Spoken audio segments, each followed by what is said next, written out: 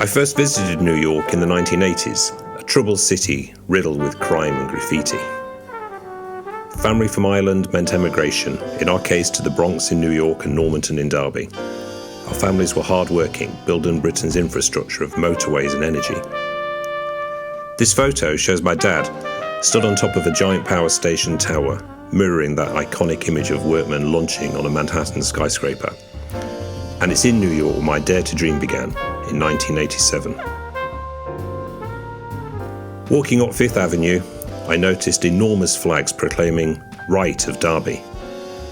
The largest was attached to one of the world's leading institutions, the Metropolitan Museum of Art. It turned out that the Met was hosting a major retrospective of the work of Joseph Wright. I paid my dollars, went in and was awestruck by two things: the stunning artwork displayed on the hallowed walls, but also by the eager Manhattanites crowding around the paintings. I felt pride that this art originated from my hometown. I was shocked by his fame. Coming from Derby, I knew little about Wright of Derby. Joseph Wright was born on Irongate in 1734, and he died on neighbouring Queen Street 63 years later. But Wright was no provincial. He lived and worked in London, Liverpool and Bath. He went on the ubiquitous Grand Tour to Naples. However, his magnetic centre was always Derby, its people, its innovations and its countryside. Wright's streetscape is familiar to us all today. The All Saints Church, now Derby Cathedral. The Silk Mill Factory, now the Museum of Making. Even the Dolphin and Old Bell pubs would have been well known to him. The art of Joseph Wright is collected across the world.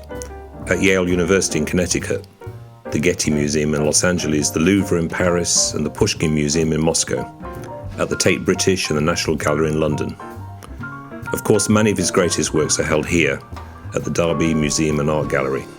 Critics describe Wright as a painter of light, a painter of darkness, profound, sublime, progressive, and revolutionary. For some, Wright captures the dawn of the modern world. For others, he sees the hazards of disconnection from nature. Every great artist has a moment, a work that defines their essential contribution to culture. Joseph Wright's came when he was only 32 years of age. This is when he painted A Philosopher Lecturing on the Orrery, shortly followed by The Experiment on the Bird in an Air Pump, and then The Alchemist. This triptych takes us on a journey, exploring the universal human tension between rational and emotional, between science and belief. In the Orrery, Wright portrays a learned teacher explaining the motions of the planets to an attentive audience.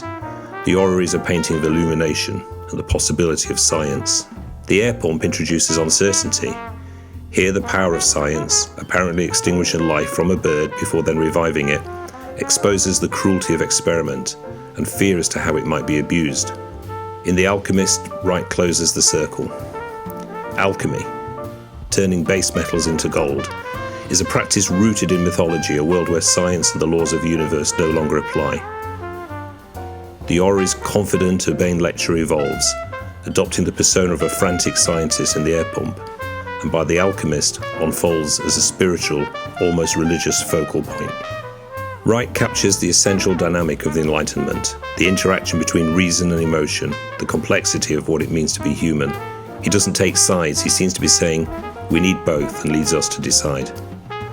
And these themes are never more relevant than today, in a world navigating the darkness of a global pandemic, emotion and fears countered by the light of science, the hope of a vaccine. My dare to dream is to see a new home created for Joseph Wright of Derby in the heart of Derby, a place where his work and the Enlightenment can be appreciated and explored. An art gallery, yes, but so much more.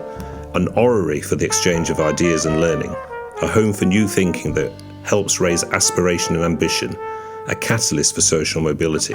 Many cities celebrate their homegrown talent, housing collections to attract visitors and support regeneration. Think of the Andy Warhol Museum in Pittsburgh or the Picasso Museum in Malaga. The Hepworth in Wakefield attracts 500,000 visitors each year. The Derby Museum and Art Gallery is a wonderful custodian of the work of Joseph Wright. But, as Derby reimagines its city centre, is this not the time to celebrate our global superstar? It was in the 18th century, during the life of Joseph Wright, that Derby became a place of innovation.